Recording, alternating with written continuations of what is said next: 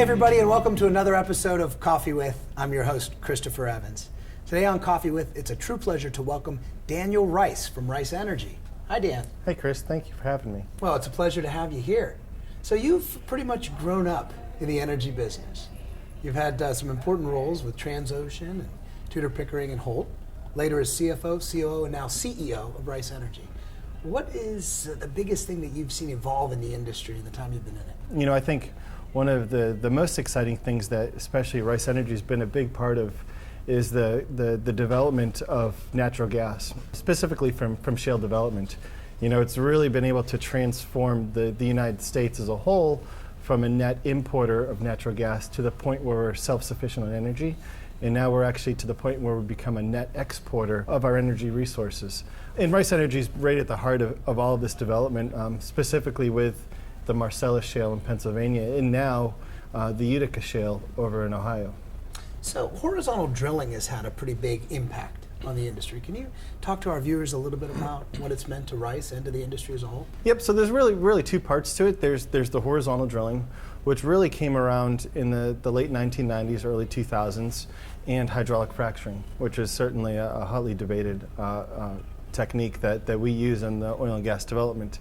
You know, between the horizontal drilling and the hydraulic fracturing, those two have allowed us to tap the natural gas and oil resources that are trapped within shale, which is an unconventional formation several miles underground. So with the horizontal drilling allows us to do is access thousands of feet, or in some cases up to miles, of this rock from one surface location. And so the benefit to us and to the environment is there's minimal surface impact. So we can theoretically drain 1,000 or 2,000 acre area with only a 5 to 7 acre disturbance on the surface. So the ratio of extraction versus surface disturbance has gone down significantly with the advent of this horizontal drilling. And all of that really comes to fruition with the hydraulic fracturing, which is part of the completion phase of oil and gas extraction. A lot of people are probably concerned about and potentially even misinformed about the impact to the environment with this type of drilling. What measures does Rice take to ensure that the environment is protected? Yeah, and it all really starts with the construction of the well site.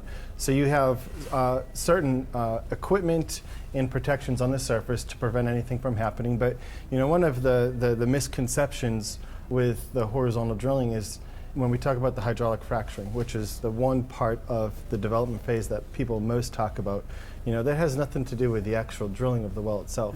You know, the drilling of these wells isn't any different than how drilling's been done for the last century in oil and gas development, where you have your surface location, you drill the well, and the only thing that we're really doing different with this shale development is we're hydraulically fracturing it. And so we're pumping a substantial amount of water downhole. What that's doing is it's cracking the rock open, and then you're pumping down sand to prop the rock open so it doesn't close back on itself under the enormous amount of pressure at several thousand feet deep. And so the sand essentially is a proppant. It props the rock open, and that allows the gas to produce through the wellbore back to the surface, and it's transported through a pipeline to the sales points, either to the utilities or to the residential places. And so when you look at on the surface in terms of what are the items that could possibly pose as a threat on the environmental side, you know, most of it it's likely mechanical, something going wrong that shouldn't be going wrong. But in terms of the impact on the environment from just the normal course of business, there isn't any. And it's a really neat thing because, you know, for a company like Rice Energy, you know, we've historically been a family-owned and operated business. And, you know, for us to put our name on this company, we wouldn't be doing so unless we had a clean conscience about what we were doing for the underlying activities within the business. And so for us, you know, we haven't had any environmental or safety incidents since our formation of the company. We've safely and successfully drilled and completed over 100 horizontal wells in the Marcellus and the Utica since our first well in 2010. So we can say and demonstrate that, you know, what we're doing as an industry, especially within Rice Energy, has been proven to be pretty safe and reliable for the last few years. So there's been quite a bit of change over the last year or so with domestic gas prices. How are you guys adjusting in the face of those changes? Yeah, and so we've seen gas prices in the United States. It's interesting, when we first started the company in 2008, natural gas prices in the United States were $7, $8 per MMBTU, which is the standard convention for pricing gas. So $7 to $8. You know, as we started the development of the Marcellus, production's gone from less than a BCF a day, billion cubic feet of gas a day, in 2008 to almost 16 BCF today. And so the Marcellus is producing approximately 25 to 30% of total US gas production. And so you've seen the significant increase in gas production with not as much of a meaningful increase in gas demand. And so just with economics 101, supply is increasing faster than demand, you're going to see a reduction in price. And so everything that we've seen on the price side, with prices going from $8 in 2008 to below $3 per MMBtu today, that's really driven by this increased production that we're seeing out of the Marcellus, coming out of the Utica now, from this shale development. So this is one of the things that's directly benefiting not just Rice Energy with our success, and not just the local communities, but communities, towns, states, all across the United States that are benefiting from this increased gas production and the lower consumer prices that you're seeing for natural gas. It's really stimulating a lot of manufacturing coming back to the United States because it makes that part of the cost of production that much cheaper on the manufacturing side. So it's really having a direct benefit, not just within the energy business, but across the entire industrial and consumer landscape. I bet a lot of viewers would be interested to know about what is involved with mineral rights and the compensation for folks that participate. Maybe you can spend a moment on that. The real money's in the royalties. And so the royalties is the landowner really just gets a percentage of the revenue of the oil and gas proceeds from production. And so with these shale wells, with the Marcellus and the Utica, these are high volume wells. So a typical shale well in the Marcellus will produce around 10 billion cubic feet of gas over its life. At a $3 gas price, that's $30 million in potential revenue over the life of the well. And a landowner will typically get between 12.5% and 17.5% of that $30 million. And that's from one well. And one well in the Marcellus will typically drain 80 to 120 acres.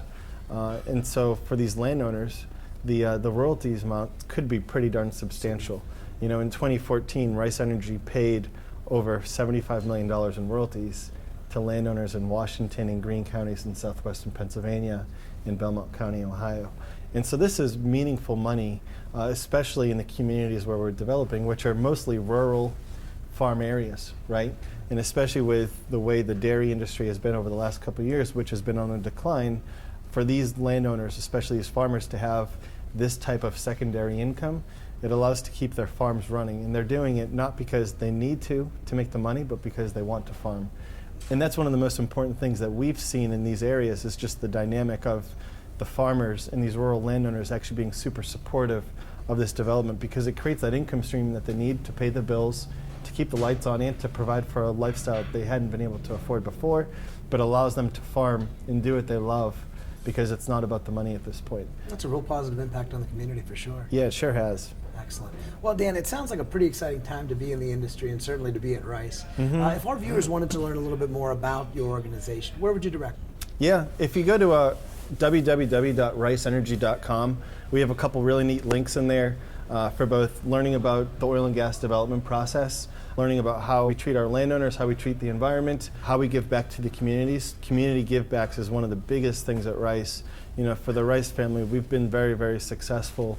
And Rice Energy at this point is a vehicle for us to be able to give back to the local communities where we're developing, both to the residents, to the first responders, and to the schools and organizations within those communities. You can learn more about that stuff on our website. Obviously, for our investors, because we are a public company, there's an investor relations link on our website to find out more about how we're doing financially as an organization. Well, Dan, it sounds like a pretty exciting time for the folks at Rice Energy and for the community that's benefiting from all you guys are doing. Continued success. Thank you, Chris. And we appreciate you joining us here on Coffee With. Thank you. And thank you for joining us on Coffee With.